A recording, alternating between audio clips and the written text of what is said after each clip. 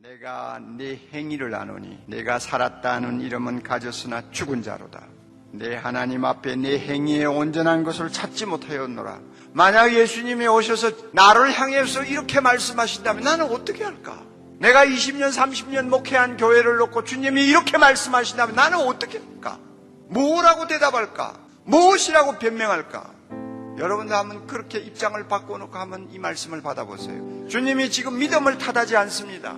행위를 놓고 지금 따집니다. 나는 믿음이 좋다고 생각했어요. 지금까지 믿음 생활 잘한다고 생각했어요. 그러나 주님은 믿음을 논하지 않아요. 행위를 논해요. 네가 살았다는 이름은 가졌으나 죽은 자로다.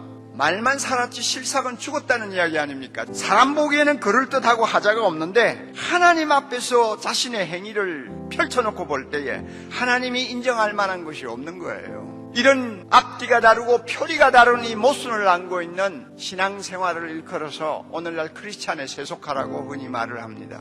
교회에 와서는 하나님의 말씀의 가치관을 따라서 하나님의 말씀을 아멘 할렐루야 하지만은 실제로 교회 밖을 나가면 세상 가치관을 자기도 모르게 따라가는 사람. 주님의 눈에 내 자신의 삶이 그렇게 보이지 않을까?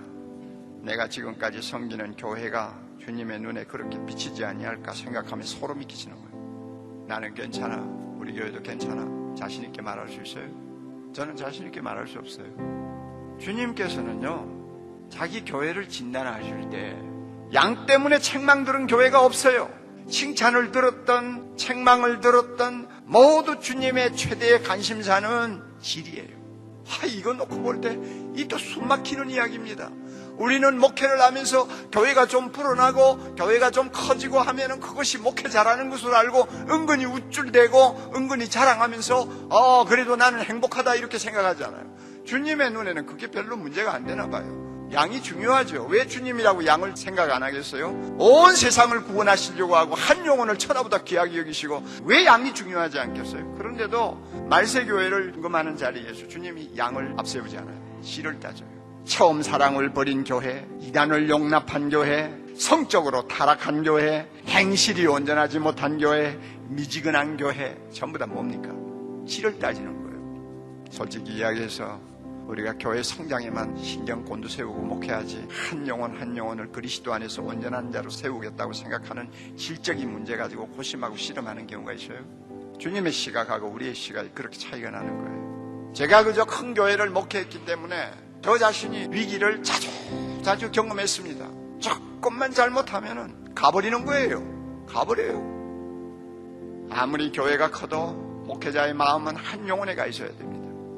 그렇잖아요. 아무리 많은 사람이 몰려와도 목회자의 마음은 주님처럼 한 영혼에 집중할 수 있는 순수함이 있어야 되는 거예요. 아무리 공간이 필요해서 화려한 교회를 지었다 할지라도 목회자의 영적 눈은 교회 건물에 가 있으면 안 됩니다. 영혼 사람에게 가 있어야 돼요. 그런데 그러지를 못하고 교회가 한참 잘 될 때 비본질을 붙들어 가지고 나가면 나도 모르게 교인들을 어떤 식으로 만드느냐, 자기도 모르게 세상 따라 사는 사람으로 만들어버려요. 왜냐하면은 사람들 비맞히는 메시지가 나올 수밖에 없어요. 내가 그렇게 하고 싶어서가 아니에요. 나도 모르게 그렇게 되어버려요. 그래서 말씀을 선택할 때도 교인들이 이 말씀 들으면 좀 부담스럽겠다, 교회 와서 좀 은혜스럽게 말씀을 듣고 가도록 해야지, 이래놓고는 주님이 주시는 말씀 중에 좀 힘들고 전하기가 어렵고 사람들의 마음을 좀 우울하게 만들 수 있는 것은 자꾸 제끼는 거예요. 은혜 받은 자의 책임에 대해서, 은혜 받은 자의 순종에 대해서, 은혜 받은 자의 헌신에 대해서 철저하게 가르치지 못하는 거예요. 복음은 너무나 소중한 것이지만은 우리가 복음의 균형을 잡지 못하면 그렇게 소중한 복음을 값싼 복음으로 전락시킬 수 있다는 이야기예요. 주님은 한국교회를 놓고 양을 가지고 지금 책망하시리라고 난 절대 보지 않아요. 왜냐하면 양보다 또 심각한 문제가 있으니까. 오늘날 한국교회를 보고 주님은 분명히 질을 따질 거예요. 왜? 너무 세속화되었잖아요. 너무너무 세속화되어 가고 있잖아요. 나는 한국교회를 놓고 주님이 믿음 나쁘다고 책망하지 않으리라고 봐요. 한국 사람만큼 믿음 좋은 사람들 없어요. 주님은 한국교회의 열심을 가지고 책망하지는 않을 거라고 봅니다. 우리나라만큼 열심히 대단한 데가 어디 있어요? 그러나 그렇게 열심히 많고 가슴이 뜨거운 데 비해서는 너무나 세상에 나가서 사는 삶이 사람들을 감동시킬 만큼 짠맛이 없어요. 가슴이 뜨거운데 교회 밖을 나가면 삶이 따라가지를 못해. 너무 이게 이상해요. 목사도 그렇고 장로도 그렇고 다 그래요. 가만히 보세요. 안 보세요? 제가 너무 지나치나요? 예수전도단 총재되는 로렌 커닝햄 목사님이 예언을 했다는 내용을 여러분이 아마 인터넷에서 받았을지 몰라요. 로렌 커닝햄, 그분의 책을 읽으면 막 가슴이 팍팍하고 막 칼로 찌르는 것 같이 느껴지잖아요. 그분이 얼마 전에 한국을 다녀갔어요. 다녀가가지고 호주 시드니에 가가지고 조그마한 기도회를 하는 기도 모임에서 자기 속에 있는 이야기를 했어요. 한국교회 지도자들, 한국교회 성도들 너무 돈을 사랑한다. 너무 돈 사랑하고 너무 음란하다. 그런데 그 사람이 하나 못 본 거 있어요. 한국교회 너무 거짓말 잘해요. 거짓말을 그냥 눈 하나 깜짝 안 하고 해요. 오늘날 우리의 도덕성이 얼마나 마비되었는지 압니까 여러분? 네?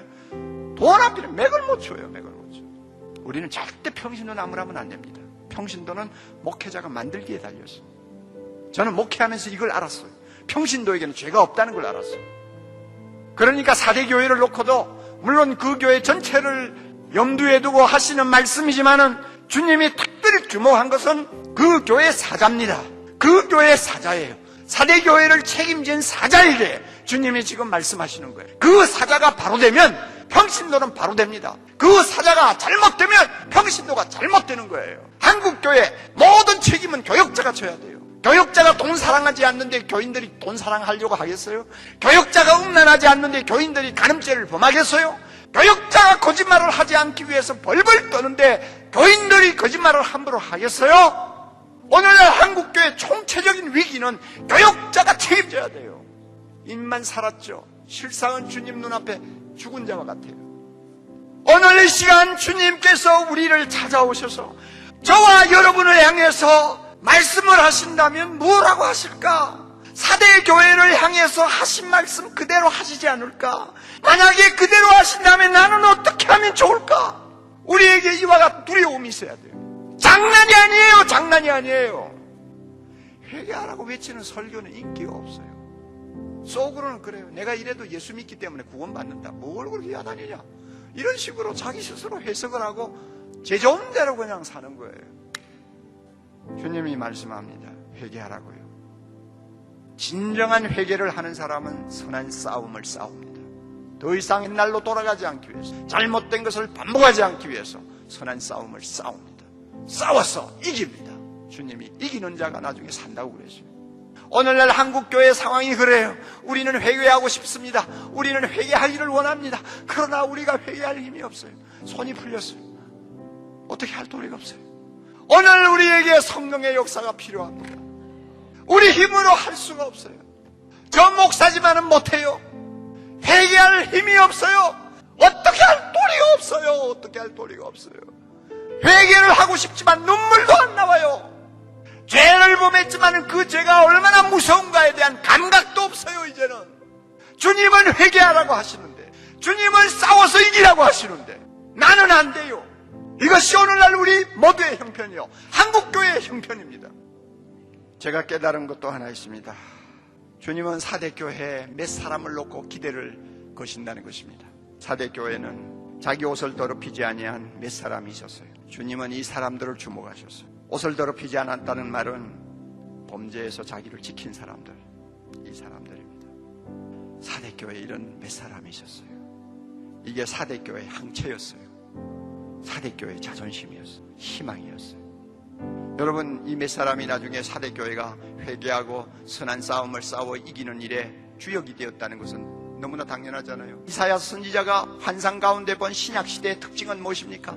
가장 약한 자 몇 사람이요, 가장 작은 자 몇 사람이요, 나중에는 천을 이루고 강국을 이루는 놀라운 기적의 현장이 바로 신약교회라고 이야기했습니다. 하나님이 주목하는 몇 사람이죠.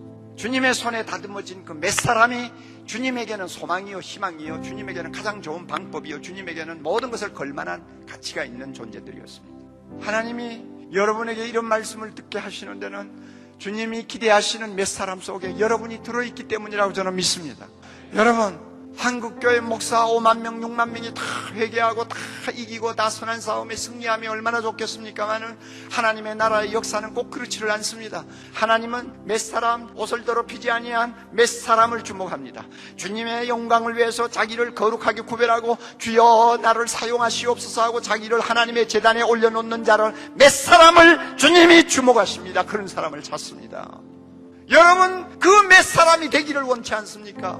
여러분이 만약에 그 몇 사람이 될 수만 있다면, 그 몇 사람의 소명을 여러분이 감당할 수 있다면 주님께서 4대 교회를 놓고 희망을 가지신 것처럼 오늘날 한국교회를 주님은 포기하지 아니하실 것이고 한국교회에 대해서 반드시 기대와 소망을 가지실 것이라고 믿습니다.